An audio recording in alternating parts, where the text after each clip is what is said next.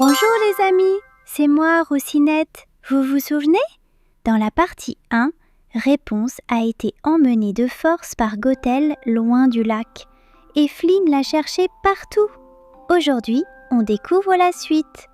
Accrochez-vous bien, ça va être plein de surprises et d'émotions. C'est parti! Flynn avait été capturé par les gardes du roi et jeté en prison. Pauvre Flynn, il ne méritait pas ça. Flynn Rider, au nom du roi, vous êtes condamné. Attendez, vous faites une erreur! Dans son cachot sombre, Flynn pensait à Réponse. Il devait la retrouver coûte que coûte. Réponse, je vais te retrouver, je te le promets. Mais les méchants frères Stabington étaient là eux aussi, et ils n'avaient pas oublié la trahison de Flynn. Flynn Rider, on se retrouve enfin. Tu vas le regretter. Oh non, pas vous deux! Pendant ce temps, Réponse était de retour dans sa tour. Le cœur brisé, elle regardait le ciel vide, sans lanterne, sans Flynn. Flynn, pourquoi m'as-tu abandonné? Gothel essayait de consoler Réponse, mais ses mots étaient faux comme toujours. Tu vois, ma chérie, je t'avais dit qu'il te trahirait. Tu es mieux ici avec moi. Laisse-moi tranquille. Mais soudain, Réponse regarda ses peintures murales et réalisa quelque chose d'extraordinaire. Ces symboles, la couronne, les lanternes, c'est partout dans mes peintures. Mais comment c'est possible? Réponse se regarda dans le miroir et compara ses yeux avec ceux de la petite princesse qu'elle avait peinte. C'étaient les mêmes yeux. Ces yeux, c'est moi. Je suis la princesse disparue. C'est toi qui m'as enlevée à mes parents. Tu m'as menti toute ma vie. Réponse, calme-toi, je t'explique. Non, je veux rentrer chez moi. Le masque de Gothel tomba enfin. Elle n'était plus la douce maman, mais une sorcière froide et cruelle. Tu n'iras nulle part, Réponse. Tes cheveux m'appartiennent et tu resteras ici pour toujours. Non! Gothel enchaîna Réponse au mur de la tour. Quelle méchante! Mais Réponse ne perdait pas espoir. Flynn va venir me chercher, j'en suis sûre. Ton Flynn est en prison et il ne sortira jamais. Mais les brigands de la taverne Le Canard Boiteux n'avaient pas abandonné Flynn. Ils l'aidèrent à s'échapper. Allez Flynn, on te sort de là. Les gars, je ne l'oublierai jamais. Va chercher ta princesse. Flynn sauta sur Maximus et galopa à toute vitesse vers la tour. Plus vite, Maximus, plus vite! Allez Maximus, Réponse a besoin de nous! Flynn arriva enfin au pied de la tour et cria de toutes ses forces. Réponse! Réponse, je suis là! Je ne t'ai pas abandonné! Mais Gothel avait tout prévu. Elle poussa Flynn dans la tour. Tu croyais vraiment pouvoir la sauver? Quel idiot! Réponse!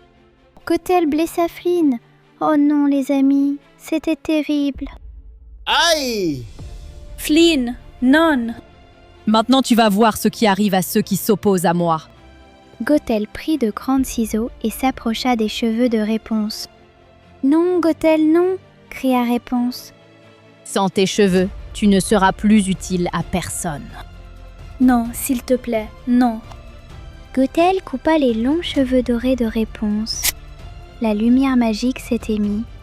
C'était tellement triste, les amis. Mes cheveux. Ha! Maintenant tu n'as plus aucun pouvoir. Mais sans les cheveux magiques, Gothel commença à vieillir très très vite. C'était sa punition. Non, non, mes cheveux, ma jeunesse, non! Et pouf! Gothel disparut pour toujours. Elle n'était plus là pour faire du mal à personne. C'est fini, Gothel a disparu. Réponse libérée se précipita vers Flynn blessé. Flynn, réponds-moi s'il te plaît. Réponse? Tu as les cheveux courts? Ça n'a aucune importance, tu vas t'en sortir. Réponse pleurait sur Flynn. Ses larmes tombaient sur sa blessure. Et là, quelque chose d'extraordinaire se passa. Je t'en supplie, Flynn, ne me quitte pas. La larme de Réponse brillait d'une lumière dorée magique. Le pouvoir n'était pas dans ses cheveux, il était dans son cœur. Flynn, tes yeux, tu guéris. Je ne comprends pas. Comment? Tu m'as sauvé, Réponse! C'est toi qui m'as sauvé! C'est nous qui nous sommes sauvés, Eugène. Eugène. J'aime quand tu m'appelles Eugène. Flynn et Réponse se regardèrent avec amour. Tout était bien qui finissait bien. Enfin, presque. Il restait encore quelque chose d'important. On rentre chez toi, Réponse. Chez tes vrais parents. Mes parents, oui. Allons-y. Flynn et Réponse sortirent de la tour ensemble, pour la dernière fois. Le soleil se levait sur un nouveau jour plein de promesses. Je suis libre, Flynn. Vraiment libre. Et moi, je suis avec toi. C'est tout ce qui compte. Flynn et Réponse marchaient vers le royaume. Un nouveau jour se levait et tout était possible. Flynn, tu crois qu'ils vont me reconnaître? Comment pourraient-ils ne pas reconnaître leur fille? Regarde-toi, Réponse. Tu es magnifique.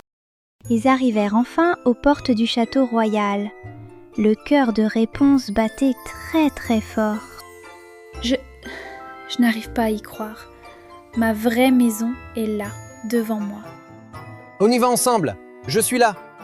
Sur le balcon du château, le roi et la reine regardaient au loin comme chaque jour, en espérant toujours le retour de leur fille. Elle reviendra, je le sens. Elle reviendra, ma chérie. J'en suis certain. Et soudain, le roi et la reine virent Réponse entrer dans la grande salle. Leurs cœurs s'arrêtèrent de battre un instant. Ses yeux, cette petite fille. Mon Dieu, c'est elle. C'est notre fille. Le roi s'avança vers Réponse, les mains tendues. Les larmes coulaient sur ses joues. Ma petite fille, tu es revenue, après toutes ces années. Papa, c'est vraiment toi? La reine courut vers Réponse, les bras grands ouverts. C'était tellement émouvant, les amis. Moi, j'avais les larmes aux yeux. Mon bébé, mon tout petit bébé, tu es revenu? Maman, je suis là. Je suis enfin là. La famille royale se retrouva enfin après 18 longues années. C'était le plus beau moment de toute l'histoire. Je vous ai cherché toute ma vie sans le savoir. Je vous aime. Nous t'aimons, ma chérie, plus que tout au monde. Plus jamais nous ne serons séparés.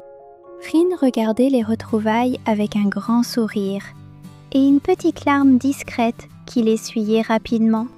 Bon, c'est la poussière, c'est tout. Je ne pleure pas du tout, moi. Réponse reçut sa robe royale et sa couronne. Elle était magnifique, une vraie princesse. C'est vraiment pour moi? Tu as toujours été notre princesse, ma chérie. Bienvenue chez toi, Réponse. Tout le royaume fêta le retour de la princesse. Les rues étaient décorées, les gens dansaient et les lanternes volaient dans le ciel. Vive la princesse Réponse! Vive le royaume! Ce soir-là, il eut un grand bal au château. Et devinez qui dansa ensemble? Je n'ai jamais dansé dans une vraie salle de bal. Moi non plus. Mais on va apprendre ensemble. Sur le balcon du château, Flynn et Réponse regardèrent les dernières lanternes dorées ensemble. Tu sais, Réponse, je cherchais quelque chose depuis longtemps. Et tu l'as trouvé? Oui, c'est toi. Même Maximus et Pascal fêtèrent la victoire à leur façon. Ces deux-là, c'était vraiment quelque chose. Les brigands de la taverne furent invités au bal royal. Et ils dansèrent comme jamais. Je savais que je finirais dans un château un jour. J'aurais dû apporter mon accordéon. Réponse regardait par la fenêtre le beau royaume qui était maintenant le sien. Elle était enfin chez elle. C'est chez moi. Tout ça, c'est vraiment chez moi.